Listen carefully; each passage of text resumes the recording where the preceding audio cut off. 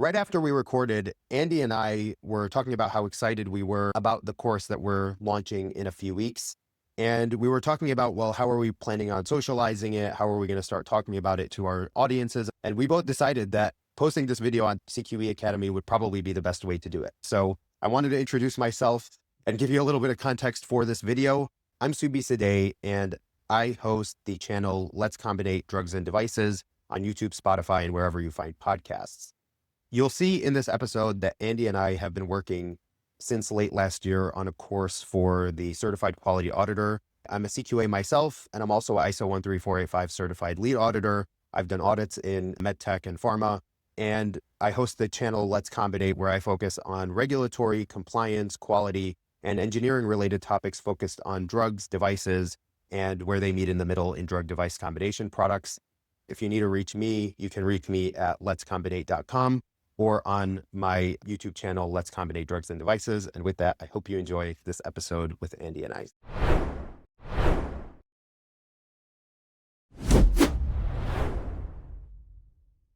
Hi, everybody, and welcome back to Let's Combinate Drugs and Devices. I am your host, Subhi Saadeh, and we are graced and honored once again by my very good dear friend, Andy Robertson, who is the founder of CQE Academy.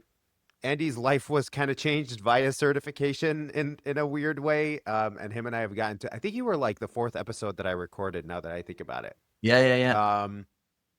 And I remember looking at Andy's content way back when and thinking, I want to be like Andy as far as the vibe. Like the vibe is very passionate. Andy has a gravitas, you could say, as far as like the CQE stuff. What about the CQE certification got you so pumped to the point where you started generating content?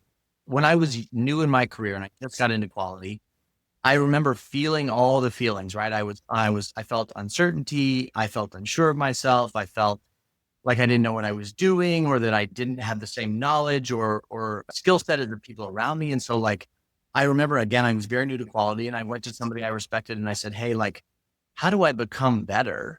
And our quality engineering manager at the time said, hey, check out the CQE certification. And again, I started learning, I started studying, I started growing, and I started liking how I felt. I liked the expertise. I liked the knowledge and the information and the wisdom that came with going through the study journey. And so that's where the passion comes from, right? Like it was so beneficial for me. I want other people to have that same experience. That's what I want for my students. I want you to learn and grow and see your career grow and have that same experience that I did. So that's where the passion comes from for sure. Was okay, so that's really interesting. So it started to make you feel more confident, not even just more competent and confident, but like actually useful. Yes. Um, was there a specific topic that you remember when you were going through your CQE Mhm. learning that you were like, oh man, this is it? Okay. So there are a couple stories, right? So, and here's what I tell people all the time. When you're studying the material, look for like applications to use the material. So one of the things I remember distinctly, we were in a meeting, we were solving a problem, and we were talking about all the different potential root causes and factors. And I remember that morning I had woken up and I was reading through my book and I was studying, and I had looked at a topic called DOE, design of experiments. And I was so fresh to the idea. I'd never done one. I barely knew what the concept was. And I remember speaking up in the meeting going, I think we need to do a designed experiment. And that term was foreign to the people in that room or to the people in that meeting. And so they looked to me like, well, how would you design it? And I would just started brainstorming and talking out loud, like, hey, I think these are some of the different factors and this is how we should set it up. And I remember we did a DOE. I ended up making a ton of mistakes. I want to be very transparent about that. It was not perfect. And if you're watching this, your first one probably won't be perfect either. But I tell people like DOE can be a scary topic, but do it, try it, do an experiment, learn your lessons, like take your lumps. And that was a big aha moment in my career where it was like, oh, I can read about something in the morning and then go to work and be in a room and go, oh, I think I know the right tool. I think I know the right thing to do in this situation. And that same experience happened to me over and over again, where I would study something in the morning, I'd be learning, I'd be reading, I'd be thinking about it. And then something would happen at work and I'd go, I think I know what to do, and it would end up being the right thing. So again, those moments in my career that kind of stacked up is again what created a lot of that passion for the topic. DOE is a really interesting topic because it can cut your time to get to a solution by a significant margin versus like one factor at a time versus looking at all the factors in aggregate and trying to look for signal to noise basically. I was interviewing because ICHQ8 on the drug side for it talks about basically the design space and there's a DOE element to it. Hmm. Anyways, I was talking to somebody recently on a podcast, and he was just like, we started talking about DOEs in relation to pharma, and he was just like, DOEs just hit their 90th birthday with Hey, Sir Ronald Fisher's book yeah, being yeah. published. I'm like, that's crazy because I had no idea like the history of it, so I looked into it. It's And crazy. 90 years. It's so funny. I live out in the country a little bit. So sometimes I drive past farmland and I think to myself, like, I think the origin of DOEs, I might be totally off base on this, is I think it started out as like a farming technique where they essentially blocked down certain plots of land and ran little experiments on certain plots of land to see how they could get crops to best grow. So sometimes really, yeah, I think, fact check me well, on that. well, I well, we'll that check if it stays in the episode, it's true. if you're hearing right now, Yeah, and he was right. it's true. Andy was right. So then moving on, you've done courses with focused on CQE, you've done courses focused on Greenbelt and others. You and I are working on one for CQA, which we're really excited to launch at some point Yes, we soon. are. Stay Yep. tuned. What about the ASQ certifications do you think is special? And if you had to make a top five, like ASQ or not, what would they be? Yeah. That's such a good question. And to be honest, I get this question all the time. I get emails Just from tell me people who, what to do. yeah, Tell me yeah. what to do, Yeah, right? should I Exactly. throw, what do I do first? What do you think I should do? To be honest, part of my answer is always it depends on what you're passionate about, what you enjoy doing, what your expertise is. But there is a top five. I do think there's like a top five answer, right? So let's go through them, right? Number one is CQE. If you're a quality professional and you're really looking to become an expert and grow your knowledge and your skill set and your expertise, CQE is great because it has what I would call both like breadth and depth, meaning that to become to pass the exam, you have to know a lot of topics: risk management, statistics, product and process design, product and process control, management, leadership, quality system, continuous improvement, all the things. And you have to know quite well. There's a lot of depth to it. You have to know those topics really, really well. And so I love CQE because again, if you're in quality and you want to grow as a quality engineer, it is literally the gold standard certification for growth and development. I love it. Obviously I'm a big fan. So CQE is obviously on the list. The other one that you mentioned earlier that I absolutely love is Greenbelt, right? And I tell people this too. Everyone on this planet, I don't care what you do, I don't care what your title is, I don't care who you work for, your job description is to be a problem solver, period. And I love Greenbelt because it's essentially the basics, the fundamentals of problem solving. And so and if I look at my Greenbelt course, I have people from finance, HR, IT, operations, engineering, you name it.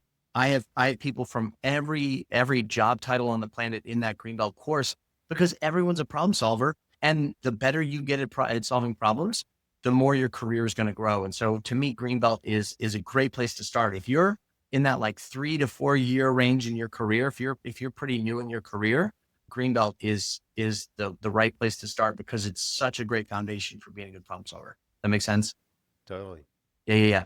And then the other one you mentioned is CQA. I get emails about CQA all the time. This is an incredibly popular certification for good reason. I think auditing is such an important aspect of our quality system, and it's a skill that can be hard to master. And so I think for people in quality who audit internally or audit externally or are involved in third-party audits, things like that, I think becoming a CQA is a phenomenal kind of skill set to add to your toolbox. I'm excited. You mentioned the course. I'm going to plug it again here. Subhi and I are working on a CQA course, and I couldn't be more excited to offer this new course. I think it's going to be the best course I've ever created. I'm excited to work with you. I'm excited to bring our expertise together to create what I think is going to be the most valuable course I think I've ever created. Yeah, it is really exciting. And I think CQA is one of the ones that you can actually make a whole career out of it. It's different than CQE, green Yeah. belt, because you may have like a chief problem solver kind of engineer who like they call them R&D fellow or quality fellow or whatever. They'll have a unique title, but typically companies will have N of 2 or something like that. Hmm. Audit teams are typically like, especially at big companies, like several dozen internal, a bunch of external as well. And so I think the audit certifications, particularly CQA, because it's generic, it's not really industry specific. Hmm. Um, One, it gets you to the point where you can like do an audit and be confident. Like it opens up a skill set that you may not have had before. But two, it opens you up to a title. See, like quality engineer is a title, but it means a bunch of different things in the same at different companies. Yeah, Auditor yeah, yeah. doesn't mean it. The plus or minus like of what an auditor is from company A to B to C. There isn't that much difference. Right, right, It right, kind of right. means the same thing. No, no, no, no. I love what you said there. I do think that if you're a quality professional and you're interested in auditing, or you're an auditor right now and you feel like you're still missing some things, CQA is absolutely for you. I think on the hierarchy of like ASQ popularity, I think it goes green belts number one, CQE is Really? number. Yeah, yeah, yeah. So for like 30, 40 years, CQE was number one. Absolutely flagship product, number one certification. I want to say 3 or 4 years ago, Greenbelt surpassed CQE in terms of annual number of certifications. I think CQE still holds the most certifications in terms of like, Total. yeah, yeah, Given. total. But the annual number of certifications earned, I think for the first time a couple years ago, Greenbelt passed CQE as the most popular, which again makes sense because it's the core fundamentals. Number three, though, like a close number three is CQA. Even a lot of, because here's what happens: people become a CQE and they're like, I'm in my quality engineering role. And within that quality engineering role, auditing is a core component of that. The next thing for me is CQA. A lot of people go that route where they get into quality and they go, I love auditing. I want to try auditing, and they become a CQA. One other thing is that companies need to be able to demonstrate competence for most regulated industries. Mhm. And having certification, CQA can be one of them, helps demonstrate a level of competence. And just for people's awareness, like audit in and of itself is a quality toolkit. It's a quality skill set that is separate and different from technical.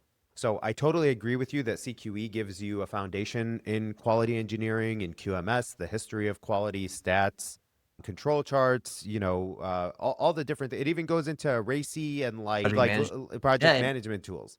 yeah, yeah, Um, Audit is one vertical within that. yeah. You may cover a little bit in CQE, but like you wouldn't be able to conduct an audit based No. on CQE.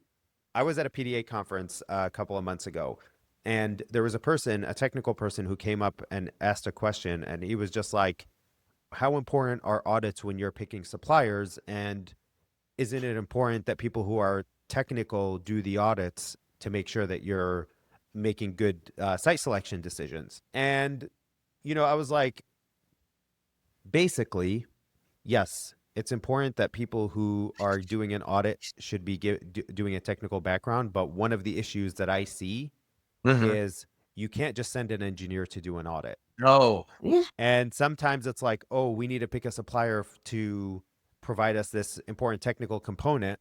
Yeah. Therefore, we're going to send the rubber person or the Yeah. tire person. Right. And it's like that they may be good as a subject matter expert to help with developing the agenda. They may be good as somebody who even tags along just to review Yeah. like specifications or something.